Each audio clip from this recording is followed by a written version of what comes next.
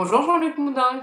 Bonjour. Merci beaucoup d'être avec nous. Vous êtes le maire de Toulouse, le président de France Urbaine. C'est l'association qui regroupe les métropoles et les grandes villes. Jean-Luc Moudinque, comment se passent ces premiers jours de déconfinement dans votre ville de Toulouse? Écoutez, ça se passe plutôt bien, c'est très progressif. Je pense que les gens, ils sont très très prudents, ils sont assez attentistes, je crois. Et du coup, pour le moment, ils sont respectueux, hein. Ils sont respectueux des prescriptions qui sont prises, en particulier dans les transports en commun. Mais le trafic redémarre. Alors, lundi doucement, mardi un petit peu plus, mercredi un petit peu plus. Voilà, on sent que les choses se mettent en place. La vie revient peu à peu, mais évidemment, on est loin du rythme d'avant le confinement. Mais ça, c'est normal. Jean-Luc Moudinque, avec ce déconfinement, se pose la question du traçage. Est-ce que France Urbaine est favorable au traçage et à l'application Stop Covid? On ne s'est pas prononcé de manière formelle. Ceci dit, je pense qu'il faut regarder cette question, hein, même si c'est une question qui est délicate. C'est pas parce qu'elle est délicate qu'on doit l'évacuer. Ça serait une attitude assez facile. Ce que je pense, c'est qu'il faut peut-être tout simplement expérimenter, une phase d'expérimentation avec des territoires qui seraient candidats pour tester, et pourquoi pas certaines grandes villes peuvent se porter candidates. Bien évidemment, il faut que les garanties que le gouvernement a annoncées sur l'anonymat des données, sur le respect de la vie privée, soient strictement observées, bien sûr, parce que sinon la confiance ne s'installera pas. Et la problématique de ce type d'approche, c'est que sans confiance, ça ne peut pas marcher. Ça veut dire que clairement, vous demandez au gouvernement de mettre en place une expérimentation avec certaines grandes villes de votre association volontaire? Oui, moi je crois que pour trancher tous les débats, hein, bien franco-français d'ailleurs, qui ont eu lieu là-dessus, plutôt que de rester sur des positions de principe, qui sont d'ailleurs parfaitement respectables, pourquoi ne pas essayer tout simplement, concrètement, avec les personnes volontaires. Si ça peut être un atout supplémentaire pour éviter la propagation du virus et sauver des vies, franchement, on aurait tort de ne pas tenter. Mais Vous avez évidemment, il faut... déjà fait vous avez déjà fait cette demande au gouvernement, cette proposition Non, non, non, non, d'expérimentation? parce que là, je vous livre une réflexion personnelle, hein. France Urbaine n'a pas pris position là-dessus, on ne lui a pas demandé son avis. C'est vrai que le débat n'a pas prospéré très très longtemps, il faut bien le reconnaître. Bon, tout ça semble remis à plus tard, d'après ce que j'ai compris.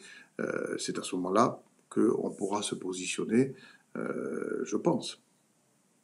Quelles sont les remontées, Jean-Luc Moudin, des maires de votre association? Quelles sont leurs principales inquiétudes en ce début de déconfinement? Oh, on a beaucoup d'inquiétudes, hein, parce que par définition, le déconfinement, c'est une affaire très très compliquée, et puis on n'a pas de jurisprudence, c'est inédit, donc on avance avec beaucoup de prudence. Nous nous sommes posés en partenaire de l'État à partir du moment où le chef de l'État lui-même a désigné les maires comme partie prenante d'un couple préfet-maire qui, effectivement, nous semble pertinent. Donc on adhère, je dirais, à l'esprit de la démarche et à la méthode. Je crois que la méthode qui a été fixée par le Premier ministre devant la représentation nationale, elle est extrêmement réfléchie, extrêmement sage, progressive, et les maires ont un rôle particulier à jouer. Alors après, il y a plein de problèmes. Effectivement, la reprise des écoles, c'est un casse-tête très, très, très, très complexe. Comment ça se passe à Toulouse, cette reprise des écoles, par exemple? Écoutez, nous, on a ouvert un tiers des écoles pour la première semaine et la deuxième semaine. Bon, il faut dire que l'orientation définie par l'éducation nationale, au niveau national, est de n'appeler que certains niveaux, et non pas la totalité des niveaux. Donc, l'ouverture de la totalité des écoles n'était pas utile.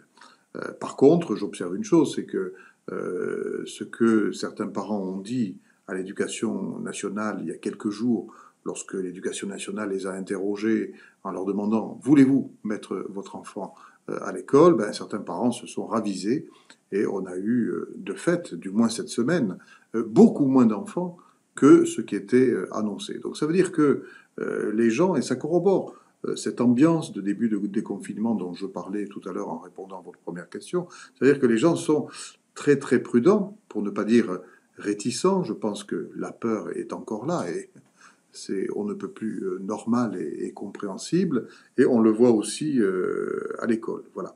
Alors après, on a maintenant à offrir des perspectives. On y travaille avec le rectorat pour être capable, d'abord le 25 mai, où seront appelés d'autres niveaux d'élèves, et puis ensuite le 1er juin, être capable de réouvrir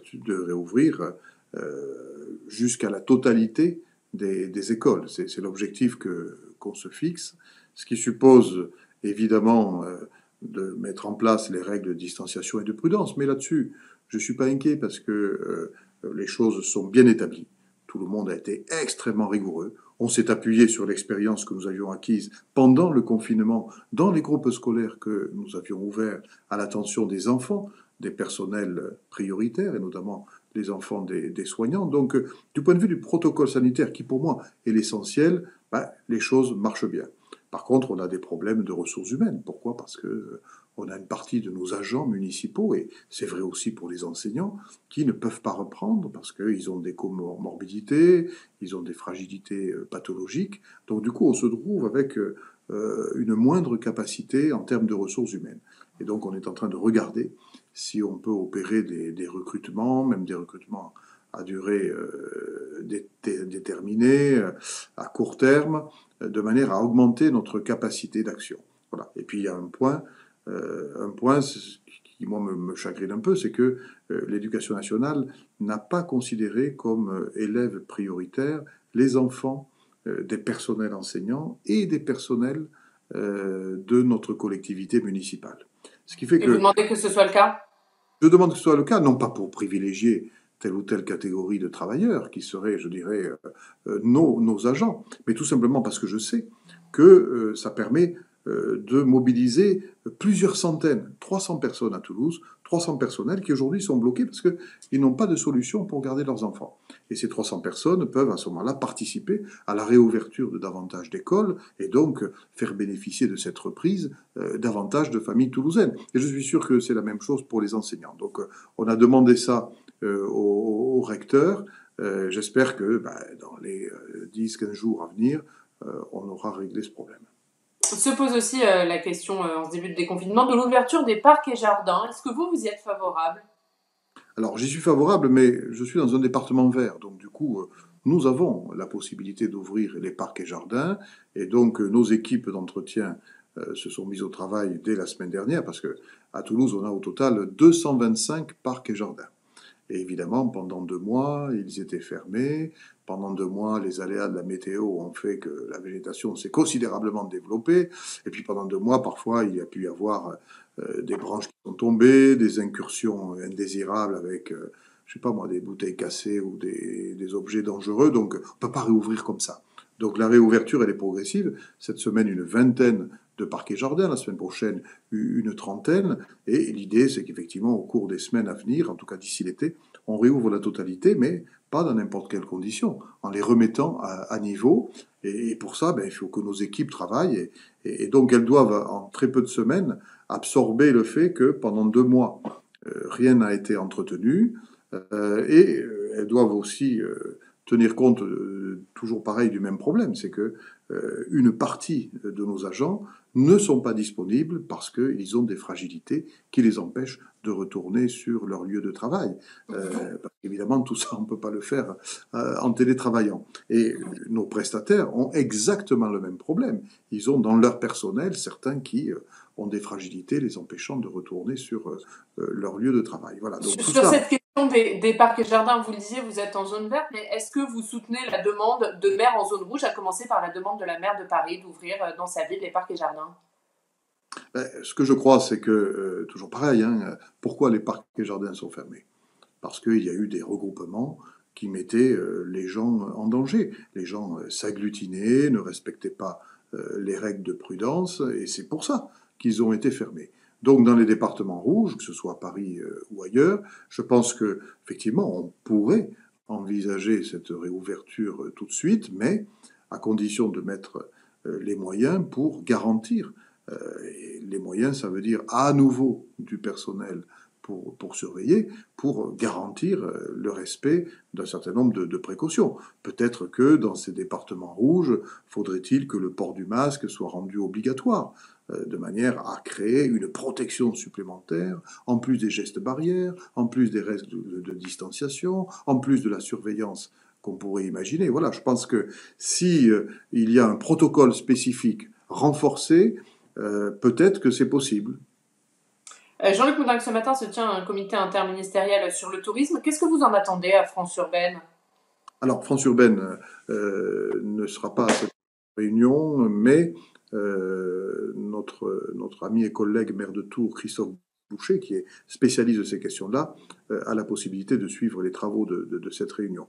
Ben, pour nous, le secteur du tourisme est un secteur important. Vous savez que le tourisme urbain s'est considérablement développé dans notre pays et d'ailleurs dans d'autres pays, donc qui correspond à une demande sociétale, ce qui fait que les uns et les autres, on a beaucoup investi là-dessus. Et aujourd'hui, le secteur du tourisme est un des plus sévèrement touchés par la crise que nous vivons. Donc je crois que c'est heureux que le gouvernement se préoccupe de réunir les acteurs du secteur en question, ainsi qu'un certain nombre d'associations d'élus pour regarder ce qui peut être fait, parce que la France est la première destination touristique, c'est une richesse considérable. Il faudrait essayer de préserver le maximum de choses. Vous savez, quand une activité s'arrête totalement, ben, si ça dure trop longtemps, vous mettez les gens à la mort. Et les grandes villes, les métropoles vont proposer des plans de relance de ce tourisme? Ben, moi, j'ai fait quelques propositions, par exemple, pour la reprise des bars et restaurants. Les bars et restaurants, ça participe à la convivialité, au vivre ensemble d'une ville, mais aussi, ce sont des acteurs du tourisme. Je trouve que dans les départements verts, en particulier, le maintien de la fermeture totale, sans discussion, c'est quelque chose d'excessif. Et moi, je serais d'accord pour que soient bâtis, là aussi, des protocoles sanitaires avec les professionnels et que l'État les ayant validés, l'autorité scientifique également, on puisse donner le choix à un professionnel de réouvrir à des conditions contraintes, inédites, ou de ne pas réouvrir. Certains auront la possibilité de réouvrir malgré les contraintes, d'autres non, tout simplement parce qu'ils n'y trouveront pas leur équilibre économique. Mais si on peut redémarrer partiellement cette activité, je crois que ça sera bien pour notre pays. Jean-Luc Moudenc, se repose maintenant la question du second tour des municipales. Quand, pour vous, doit se tenir ce second tour? Vous savez que tout ça est suspendu à l'avis que doit donner le conseil scientifique et qui déterminera la position du gouvernement. Donc tout ça est annoncé pour le 23 mai. Et donc nous attendons maintenant cette Mais date-là. Christian Jacob, par exemple, le président de LR, dit qu'il faut que ça se tienne en juin. Est-ce que vous êtes sur cette position? Alors une majorité d'élus à France urbaine considère que ça doit se passer en juin pour plusieurs raisons. D'abord pour une raison de logique. À partir du moment où tout réouvre peu à peu, ça paraît curieux, logiquement, de ne pas réouvrir les bureaux de vote où on est appelé à rester, je dirais, une vingtaine de minutes seulement, et j'imagine avec des précautions considérablement renforcées par rapport à celles qui ont déjà été prises le 15 mars par les maires de France. Et puis il y a une autre raison, c'est que tant que tous les exécutifs dans les grandes villes, dans les intercommunalités ne sont pas installés, on sait très bien que les projets sont à l'arrêt. Or, les projets, il faut bien évidemment les relancer, de manière à ce que la machine économique puisse repartir. Donc, il y a beaucoup d'arguments de fond qui militent pour une réouverture du processus électoral, enfin un redémarrage, un achèvement du processus électoral dans les quelques 5000 communes, et souvent des grandes villes, effectivement, qui n'ont pas élu leur conseil entièrement au premier tour. Donc, effectivement, Y compris les villes qui sont dans des zones rouges, Jean-Luc Moudenc, y compris les grandes villes qui sont dans des zones rouges? la position de France Urbaine, c'est de dire qu'il faut que ce scrutin ait lieu le plus tôt possible, mais à la condition absolue, non négociable, absolument garantie de sécurité sanitaire. Il est impensable, effectivement, de faire courir un danger à nos concitoyens, et cette condition, ce préalable sanitaire, ben, je dirais, c'est ce qui commande notre position. Si les conditions sanitaires ne sont pas réunies en juin, évidemment, nous n'avons pas le droit d'exposer nos concitoyens. Mais si elles le sont, et je n'ai pas qualité, bien évidemment, pour dire si elles le sont ou si elles le seront, alors effectivement, pour la démocratie et pour l'intérêt du pays, ben, nous pensons que c'est mieux que les opérations électorales aient lieu. Cette crise a bien sûr eu un impact économique et financier sur les collectivités territoriales. Est-ce que vous redoutez que les finances des collectivités pâtissent de cette crise durant des années? Est-ce que vous demandez une aide supplémentaire à l'État? Oui, et d'ailleurs, la discussion a commencé avec l'État, hein. Nous avons eu des réunions de travail avec Bruno Le Maire, avec Gérald Darmanin, Olivier Dussopt et Jacqueline Gouraud là-dessus.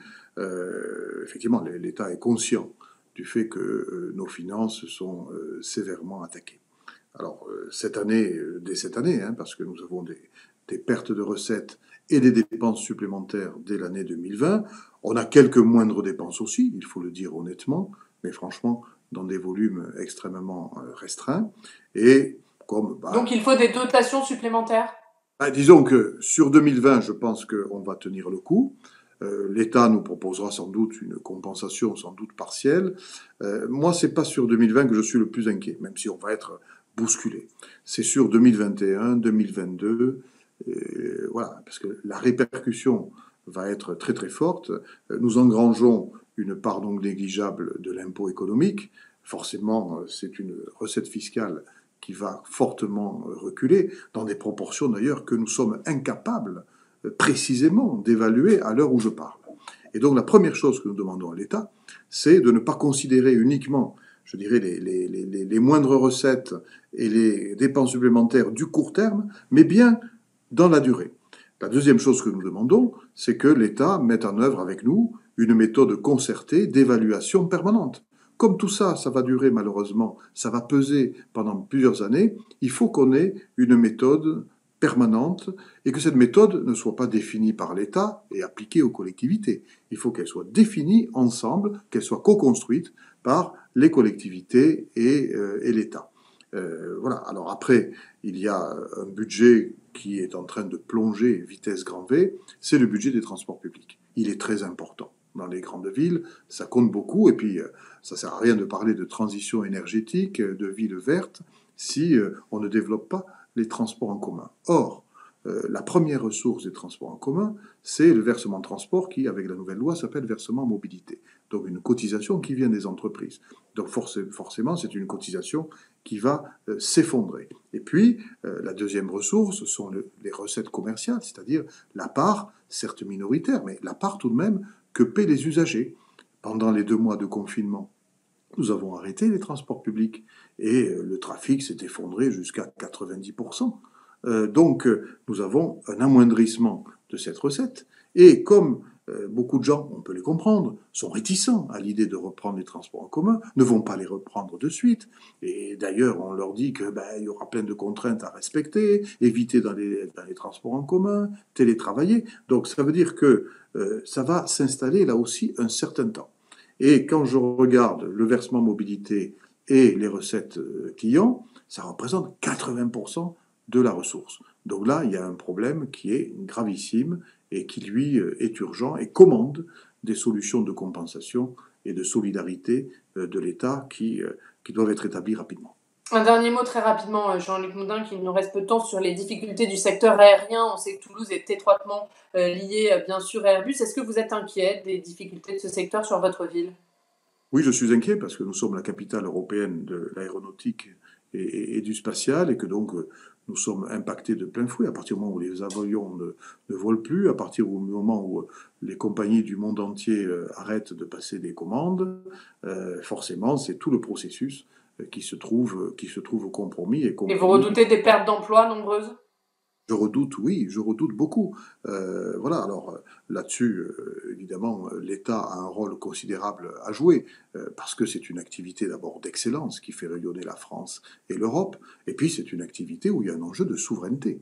Donc les ministres, que ce soit Bruno Le Maire ou Gérald Darmanin, ont déjà fait des déclarations de principe en disant que l'État sera là. Mais attention, il ne faut pas que l'État ne considère que Airbus, il faut que l'État considère Airbus, bien évidemment, on est fiers d'Airbus à Toulouse, mais il faut absolument qu'il considère toute la filière, parce qu'il y a des équipementiers, des sous-traitants de rang 1, de rang 2, de rang 3, c'est-à-dire vous avez plein de petites entreprises qui ne sont pas connues, des entreprises familiales, qui sont parfois sur une niche technologique et qui sont menacées de mort. Donc c'est toute une filière, tout un secteur qu'il faut que l'État appréhende afin de le soutenir et d'accompagner les mutations. Une crise, c'est aussi une mutation, et il faut que tout ça aille vers un nouvel espoir, un nouveau deal. Merci beaucoup. Merci Jean-Luc Moudin d'avoir été avec nous. Merci à vous.